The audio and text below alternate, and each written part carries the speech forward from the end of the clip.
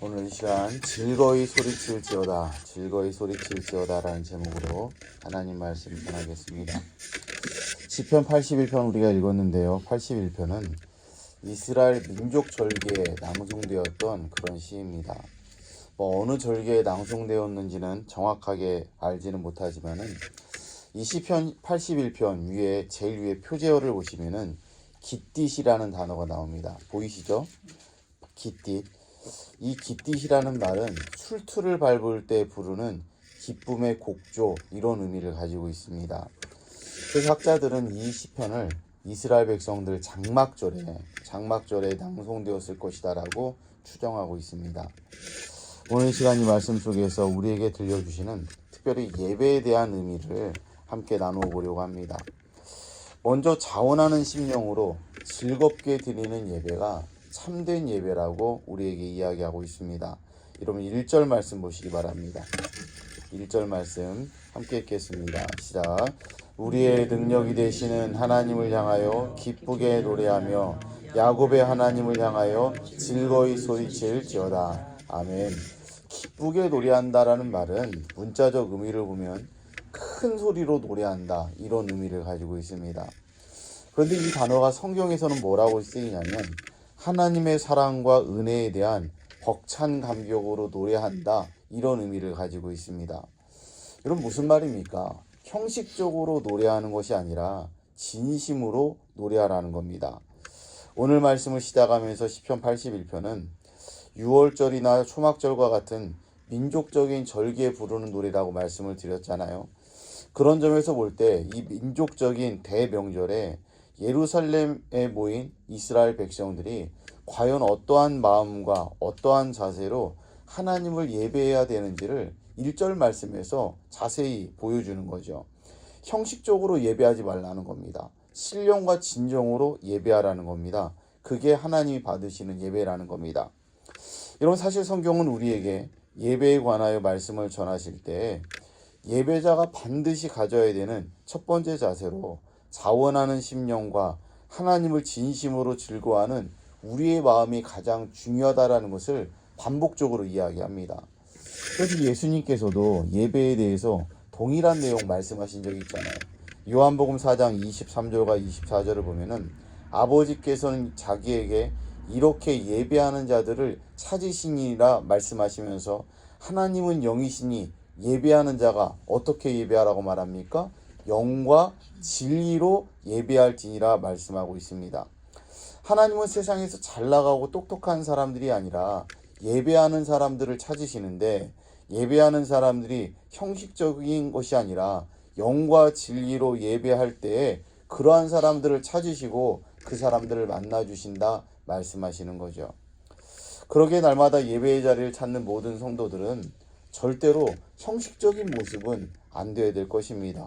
신령과 진정으로 마음과 정성을 모아서 하나님 앞에 예배할 때 그 예배가 하나님이 받으시는 예배가 되는 거죠. 성경을 보면요, 이스라엘의 역사가 시작된 이래로 지금까지 하나님에 대한 제사가 중단되었던 적은 거의 없었습니다. 그런데 안타까운 것은 무엇이냐면 하나님께서 이스라엘 백성들이 드렸던 그 수많은 예배, 수많은 제사가 있었는데 하나님이 인정하지 않으시는 제사가 무지하게 많이 있었다라는 겁니다. 그런데 이처럼 하나님께서 이들의 제사를 받지 않으시고 외면하셨던 까닭이 무엇이냐면 그들이 드린 제물의 양이 적거나 제물에 문제가 있기 때문이거나 그런 것이 아니라는 겁니다. 오히려 그들의 마음 중심이 담겨져 있지 않기 때문에 하나님이 그들의 제사를 받지 않으셨다 말씀하고 있어요.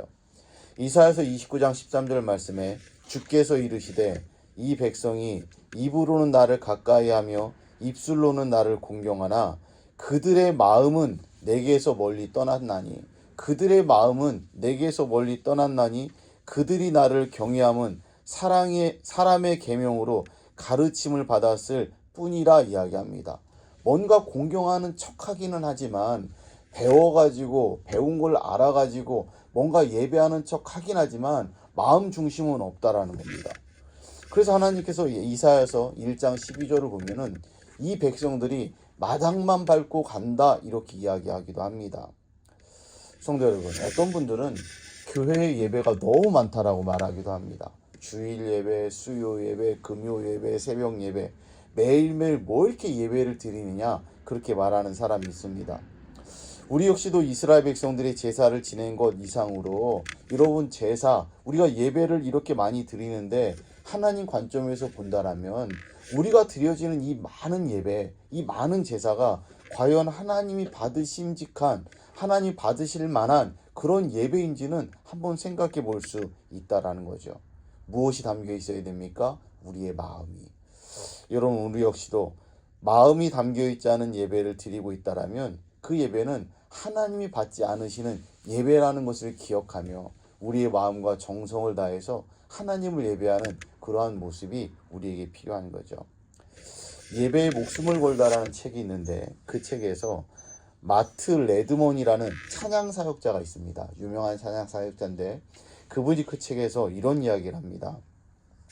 하나님은 우리가 무슨 노래를 부르느냐 보다 어떠한 마음으로 부르느냐를 더 관심 있게 보신다.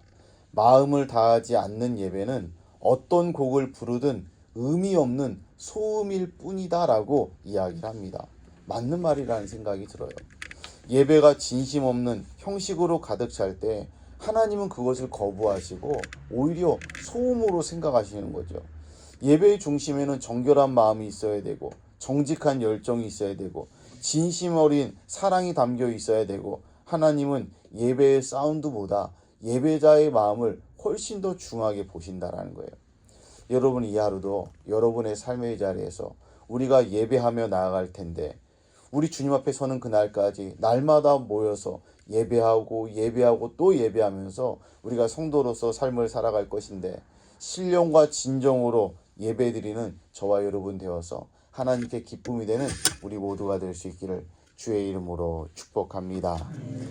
여러분, 그렇다면 우리가 기쁘게 하나님을 예배해야 되는 이유가 무엇일까요? 왜 이렇게 우리가 마음과 정성을 다해서 하나님을 예배해야 되는 걸까요? 여러분, 간단히 말해서 하나님이 예배 드리라고 명령했기 때문에 그렇습니다. 하나님께서 그들을 애굽에서 인도하셔서 자기 백성으로 삼으시던 때부터 하나님은 이스라엘 백성들에게 하나님을 기쁘게 예배할 것을 명령하셨습니다. 여러분, 어쩌면 이상하게 들릴 수도 있어요. 그런데 여러분, 이것만큼 여러분 확실한 이유도 없습니다. 하나님이 명령하셨으니까 우리는 예배하는 겁니다. 여러분, 우리가 전도를 해야만 되는 이유에 대해서 많은 이야기를 할 수 있지만 가장 확실한 것은 무엇입니까? 땅끝까지 복음을 전하라고 하나님 명령하셨기 때문에, 우리 예수님 명령하셨기 때문에 우리 전도하는 겁니다. 여러분, 우리가 기도해야 될 이유도 여러분 수백 가지를 들 수 있지만 여러분, 기도는요 하나님 명령이기 때문에 기도하는 겁니다. 여러분, 그것만큼 확실한 이유가 어디 있겠습니까? 감사해야 될 이유도 하나님 명령하셨기 때문에 성도는 고난과 어려움 중에도 감사하는 것이고, 용서해야 되는 이유도 우리가 용서하지 못하고 우리 마음 가운데 분노가 있다 할지라도 하나님께서 우리를 위해서 용서하라고 말씀하셨기 때문에, 명령하셨기 때문에 용서하는 겁니다. 하나님의 백성으로서 왕이신 하나님께서 우리에게 이렇게 살아야 된다 명령하셨고 그 명령에 순종하는데 다른 이유가 뭐가 필요하겠습니까? 어떤 이유가 있어야 하나님께 순종할 수 있고 내가 납득할 만한 이유가 없으면 하나님께 순종하지 않아도 되는 겁니까? 여러분, 그게 아니잖아요. 우리는 주님의 종이고 어제도 말씀을 나누었던 것처럼 주님이 우리의 목자가 되시고 양인 우리를 주님께서 인도하시는데 그 주님 말씀에 절대적으로 순종하는 게 저와 여러분의 모습이어야 되는 거죠. 왕이신 하나님은 우리 백성들에게 기쁘게 예배할 것을 명령하셨고 하나님의 백성들은 그렇게 그 명령에 순종해서 예배하면 되는 겁니다. 즉 하나님을 기쁘게 예배하는 것은 나의 그날의 컨디션이나 나의 기분의 문제가 아니라 사실 예배는 순종의 문제라는 겁니다. 순종의 문제. 우리가 간혹 먼지와도 같은 우리의 지식과 경험으로 하나님을 가늠할 때가 많이 있습니다. 어떤 사람들은 이렇게 성경 펴면 하나님께서 해라 이런 명령들이 듣기 싫다, 하나님이 너무 강압적이다, 고압적이다 이렇게 말하는 사람도 있습니다. 그런데 그러한 생각들은요 철저히 우리 중심의 인본주의적 생각들입니다. 하나님이 하라고 하면 하고 하지 말라면 하지 않고 온전히 순종해야 되는 것이 하나님의 백성으로 살아가는 저와 여러분의 마땅한 삶의 모습이라는 거죠. 고린도전서 1장 25절 말씀에 하나님의 어리석음이 사람보다 지혜롭고 하나님의 약하심이 사람보다 강하니라 말씀하고 있습니다.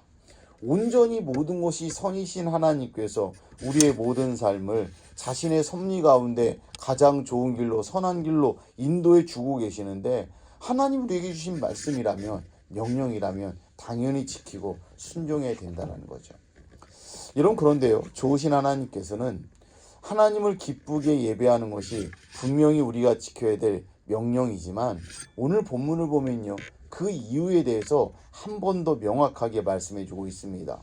그것이 무엇이냐면 6절 이하의 말씀을 쭉 보면 출애굽 사건을 또 이야기하십니다. 그러면서 그들을 구해 주시고 간구에 응답해 주셨기 때문에 예배하라는 겁니다. 그러니까 우상 숭배하지 말고 하나님 말씀을 잘 지키고 하나님만을 기쁘게 예배하라고 말합니다. 무슨 말입니까? 지금까지 이스라엘 백성들이 애굽의 노예로 살던 이스라엘 백성들을 구해 주시고 여기까지 인도해 주신 것이 전적으로 하나님의 은혜이니까 그 은혜를 안다라면 예배하는 것은 하나님을 예배하는 것은 당연하다라는 거예요. 성도 여러분, 하나님을 기쁘게 예배하는 것이 성도들의 삶의 의무이고 하나님의 명령이지만 이 모든 것이 하나님의 은혜라는 것을 잊지 않는 사람이라면 여러분 어떤 순간에도 당연히 예배할 수 있지 않겠습니까? 이 모든 게 하나님의 은혜인데 무엇을 찾아다니면서 그것을 숭배하고 무엇을 찾아다니면서 거기에 절하겠습니까? 이 모든 게 하나님의 은혜임을 아는 성도라면은 온전히 하나님을 예배하는 성도 될 수 있다라는 거예요.